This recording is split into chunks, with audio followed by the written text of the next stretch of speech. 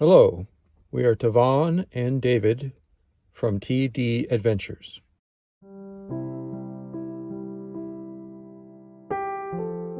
Good morning. My name is Steve. I'm going to be your narrator today. Let's start off by asking the basic question. What's a raptor? A raptor is a predatory bird with three attributes. Every raptor has the same attributes: a sharp downward curved beak, talons, in other words, claws at the end of their toes, and piercing vision. Now, not all raptors are related closely to other raptors. Owls and hawks, for example, are not closely related, but they've all come to the same solution to the same problem through what we call convergent evolution. Well, this Raptor free flight show is pretty unique.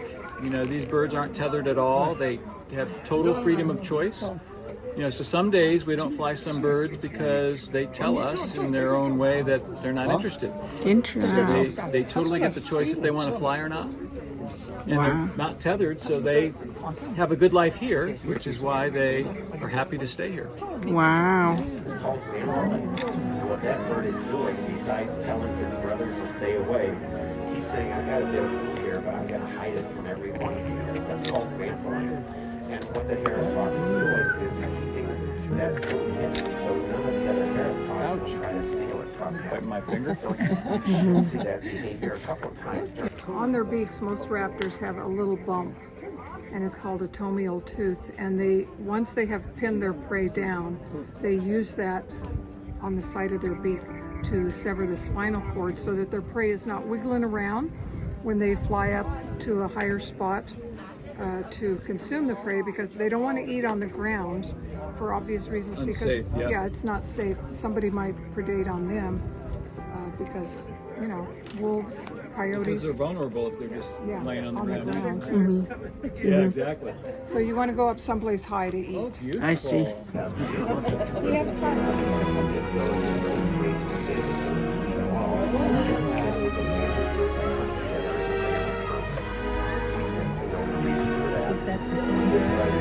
Same one. His name is Rudy. To South America, they don't live in these family groups. Harris hawks and all those other locations live as a pair of adults that have their eggs, raise their babies, and then carry the babies out of the nest and single.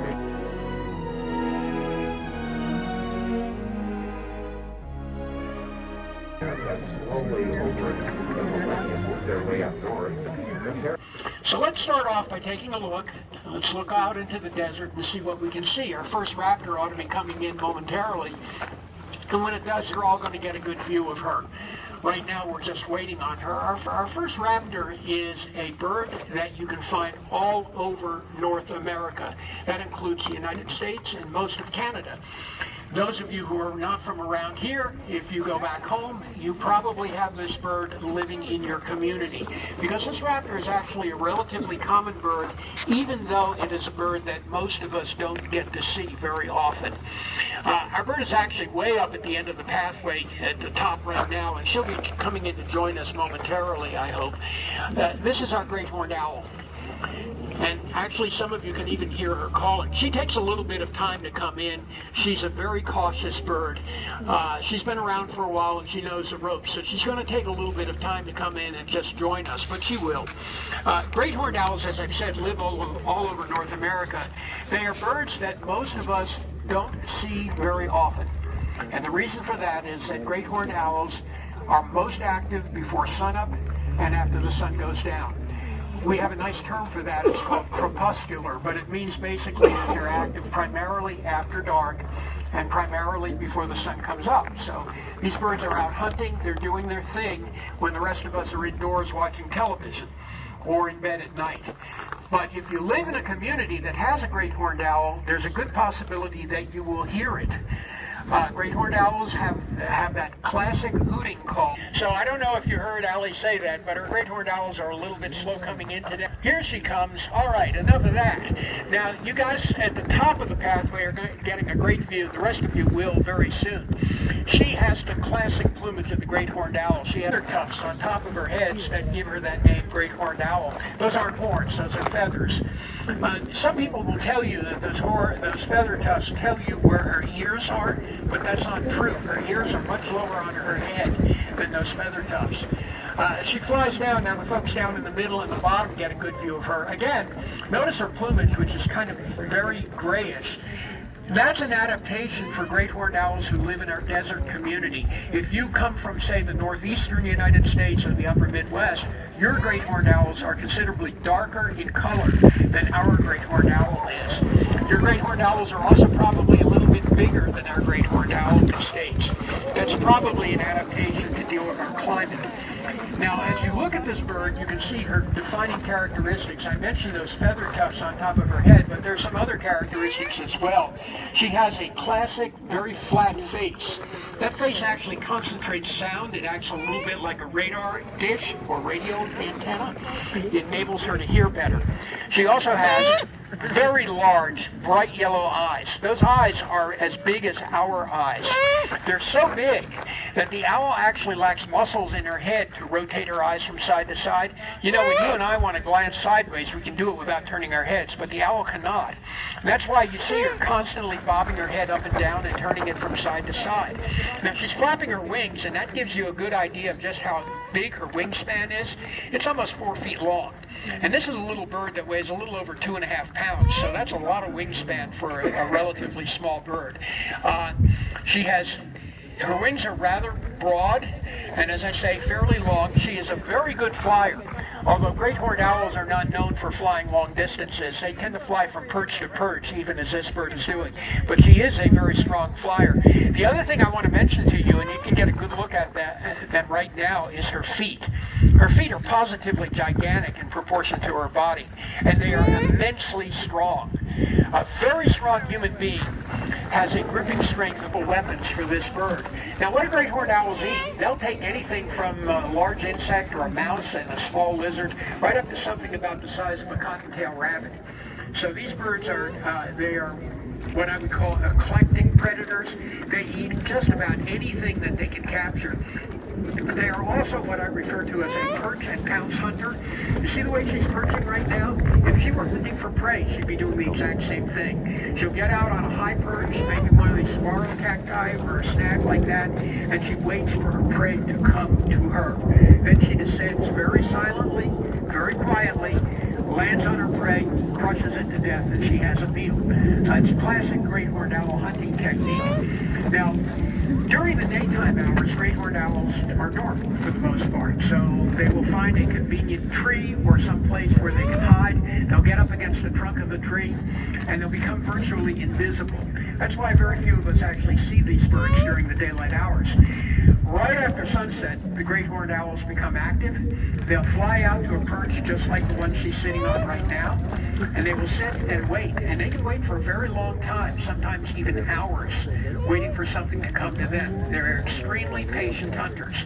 And as I've said, when something comes walking along, say it's a mouse or maybe a squirrel, underneath her perch, she'll just spread her wings and very softly descend on her prey and capture it. Now, there is an urban legend about great horned owls, and that is that great horned owls take household pets. I'm sure you've all heard the story about your neighbor's cat being taken by the great horned owl, or the small dog being taken by the great horned owl. It's not true, folks. It just doesn't happen. Great horned owls, as I mentioned a minute ago, weigh about 2.5 pounds. Maybe a really big one would get up to close to 3 pounds. They do not have the physical capability to take on an 8-pound or 10-pound house cat, much less a 15 or 20-pound dog. So if the cat goes missing or if the dog goes missing, blame it on the coyotes. It's not the great horned owl. They don't take that kind of prey. Now, I've mentioned a few times noticeable because of their size. Watch this, she'll do it again. See what she just did? She turned her body virtually vertically. She spread her wings to their maximum extent and fanned her tail. Now, she did that in order to slow down. She's flying at 15, 20 miles an hour. If she were to fly into a snag at that speed, she'd injure herself. But when she lands, she turns herself literally from a glider into a parachute. And she slows her speed down, she brakes her landing, and she can land safely that way. Now, other birds here comes that can chase down prey at very high speed, that can dive. This bird is long and lanky and lean. He is our crested caracara. Now, crested caracaras are members of the falcon family, even of Latin America, Mexico, and they have a toehold in southern Arizona. right around here. That big valley that's off to the southwest of where we stand, that's a place which is especially popular with crested caracaras. They live there and they breed there. Came up to the United States in about 1900. There was a reason for that. They were following cattle ranching. Crested caracaras love to eat carrion. A downed cow or a downed steer. Caracaras will gather around the carcass and they'll mix it with the vultures and the ravens and they'll feed on the dead animal. They will also other small prey, insects. You'll notice that this bird has rather long legs. He's very good at walking and even running on the ground. He has the crest on top of his head, which he can elevate, and that's where he gets his name. He also has that very distinctive band of orange flesh behind his beak. That's one way you can always white areas on the bird, on his neck and throat and at the base of his tail and under the tips of his wings, but also by that orange flesh at the base of his beak. Now, I mentioned before that caracaras will eat carrion. They also go after small prey. They're what we refer to as opportunistic predators. They'll go after anything that has nutritional value. They are known for their intelligence. These are caracaras in our area are the ravens. These birds are curious. They are even a little bit on the playful side, and as I've said, they are unique to southern Arizona. So this bird is a bird that you would not see. It's virtually unique to southern Arizona. You can find it in a few other places, but right here is what I would call the United States epicenter of this species. This species is a hawk. So not closely related to the owl, not closely related to the crested caracara, but having the same attributes of sharp downward curved beak, talons at the tips of its toes, and piercing vision. This is a bird that again, is native to Latin America, and like the crested caracara, first moved up here and began showing up routinely in southern Arizona around 1900, maybe a little bit earlier than that. Now, they weren't attracted by dead cattle the way the crested caracara did by the presence of water. When the ranchers came in and put in stock tanks, that gave water supply to these birds. Now, one of them is in the air right now. These are our Harris's hawks. And again, this is a Latin American species that shows up in only a couple of places in North America. Southern Arizona happens to be one of them. Tucson is very fortunate to be the American epicenter of Harris's hawks. We have Harris's hawks families living all over the Tucson area. Now, the birds are in the air right now, and they're putting on a really good demonstration of their soaring ability. These birds are fabulous flyers. They are quite capable of riding air currents the way these birds are doing all day long if they want to. As you see them in the air, they're using their tails like rudders. They can shift their tails back and forth to change the direction that they fly in. They also can spread their wings and easily soar on a warm day like today. And here comes one in a dive right now. Watch him coming in. Pretty impressive, huh? They can change their body shape and their wing shape as they fly to turn themselves into very streamlined birds. So they, as I say, are pretty incredible flyers. Now, as you see the bird on our trainer Amanda's glove, you can see his defining physical characteristics. He has dark plumage on his head, dark plumage on his belly and his back. He has russet plumage on his outer wings and on his legs. His bare flesh on his legs is yellow. He has yellow behind his beak as well. And he has a white patch at the base of his tail and also a white band at the tip of his tail. These birds are very distinctive in appearance. There are no other North American hawks that look like Harris's hawks. So if you're out driving around in southern Arizona and you see a bird that looks like this one, you know you're looking at Harris's hawks. Now, our birds are soaring almost directly overhead at this point. Oh, you here get comes another Sonny. opportunity to see how just phenomenal they are in flight. Look at how these birds can shift direction in the air. Just by lifting a wing, they can dive down. One of our birds is perching on the sag. He just took off. It's very common for these birds in the area. They're particularly fond of older neighborhoods in Tucson that have big trees. So if you're driving around Tucson and you get into one of our older neighborhoods and you see these big eucalyptus trees or maybe Aleppo pine trees, look closely. You may see Harris's hawks hanging out there. Now again, our birds are in the air, and here comes one right now on the stoop. Watch him come in. See how he's got his body? Oh, did you get it, huh? Did you And he get took it? advantage of you folks in the Wow, audience to kind that's of so camouflage himself as he came in to land on Amanda's he's gonna glove. go down. These are very clever birds and really, really good flyers. Now, we have 3 birds in the air today for a reason. Harris's hawks in southern Arizona live in family groups. They are the only hawk species in North America that does that. And indeed, Harris's hawks are unique. In our family groups, there's always a dominant bird. Can you guess which is the dominant bird in the family group? It's the female. Harris's hawk families are always dominated by a female. Now you can generally tell the female from the remaining birds in the group because she's bigger. Female Harris's hawks tend to be 20, 30, even 40% larger than the males. So they're much bigger.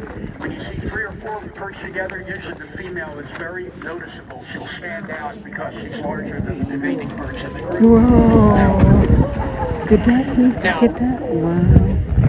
I mentioned that Harris's hawks living in family groups is something unique to southern Arizona. We don't really know why they learned this behavior, but they have. But there are advantages to living in a family of those opportunities. First of all, living in a family makes them more efficient hunters. We have a couple of birds right now vocalizing as Harris's hawks. That's their call. It distinguishes them. And he's vocalizing. Sounds sort of like chalk on a blackboard or 2 pieces of metal being rubbed together. And here we go. And we're having a little bit of squabbling on the ground too because they're just sort of establishing their position in the pecking order. But in any event, to get back to family groups and why these birds do it. Number one, hunting. They are much more efficient hunters in a family group than they are as individual birds. And by the way, these 2 birds perching on the ground, that's not unusual for Harris's hawks. Those long legs enable them to walk very efficiently on the ground, so it's not uncommon to see these birds perched on the ground. They're not like some other species of hawk or falcon who have to perch up high. So hunting is one advantage for hunting or living in a family group. An individual has a squirrel maybe or a rat. 5 Harris's hawks hunting together can go after a jackrabbit weighing 8 to 10 pounds.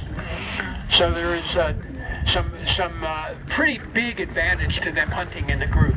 The other reason why Harris's hawks associate in families, we think, young hawks, when they leave the nest, are very vulnerable birds. They're really naive. They don't know how to fly very well, or barely know how to fly. They don't know how to avoid predators like great horned owls who will hunt hawks if they get the opportunity. They don't know how to avoid cars, and they don't know how to hunt.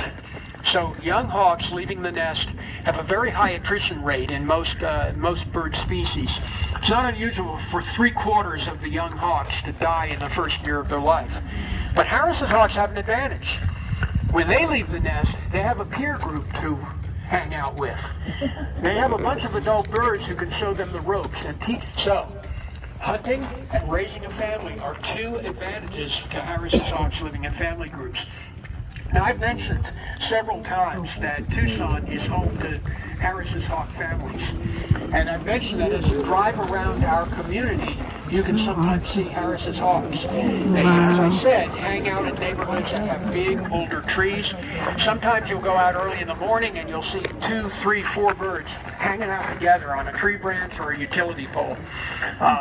They tend to do that as a way of socializing and building up their family bonds. Now, there's a little bit of a risk to them when they perch on utility poles because if they touch a live wire, they can be electrocuted. The utility companies know about this in the Tucson area.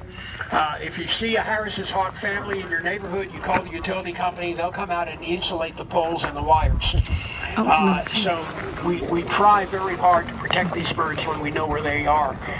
The other thing I wanted to mention about Harris's hawk's family, so they tend to hang out together for a very long time. And you know, these birds living out in the wild can survive for 10 years or more. So it's not unusual for them to be pretty much stay-at-home birds once they establish a territory. Now, how do they hunt? Typically, these birds will get together on perches, kind of like what these birds are doing right now, and they will distribute themselves over an area of maybe a few acres of land, maybe a little bit more than that, and they'll all be looking inward from their perch. The hawk is simply not capable of that sort of coordinated hunting, but in a group it becomes possible. In our area, we have all kinds of prey that's available to Harris's hawk. In this desert, for example, there's a species called round-tailed ground squirrels, cute little animals, kind of tawny in color, maybe 3 or 4 inches long. They'll take those very readily, but again, they will go after much bigger prey if the opportunity presents itself. Now, I've talked a little bit about Harris's hawk's appearance, and I mentioned that their characteristics are unique, that when you see these birds, you're not going to confuse them with any other species. We do have other hawk species living in the Tucson area, plenty of them, but Harris's hawks, as I've said, are unique in their appearance, unique in their behavior. I've every once in a while encountered Harris's hawks while I'm out driving around photographing birds. It's not unusual, again, in the farm country around here to see them, but they seem to have urbanized very well. Now, they're all going to the ground at once. What's going on? That's a simulated hunt, folks. That's exactly what Harris's hawks do when they go after prey in unison. You saw these birds all descend to the ground. Now, if there was a rabbit in the middle of that group, the last thing that animal would see would be a Harris's hawk coming at it.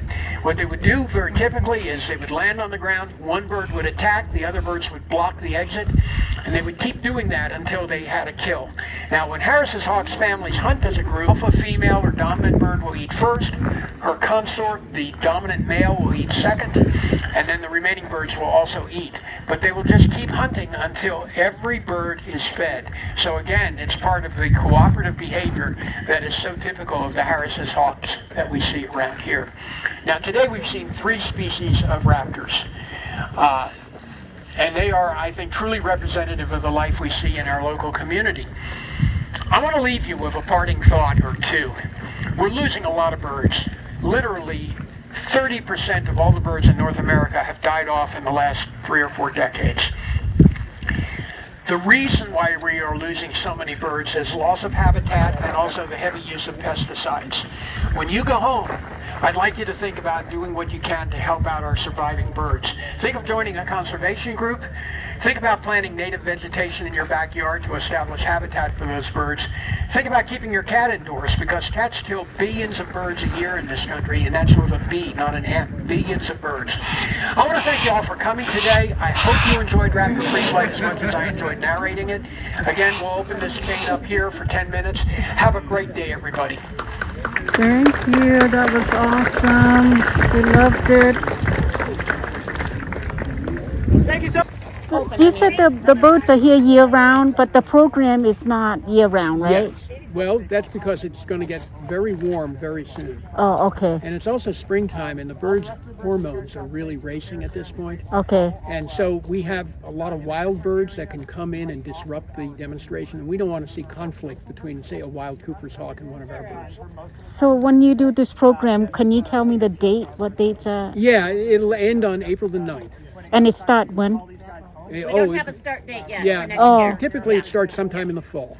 Oh, in the fall until. Yeah, and it's every day of the week except Wednesday. Oh, okay. Yeah. I can answer help Thank you answer so much, though. you're great. Appreciate it. We're gonna use it in our travel video. Thank you so much. Wonderful. Okay.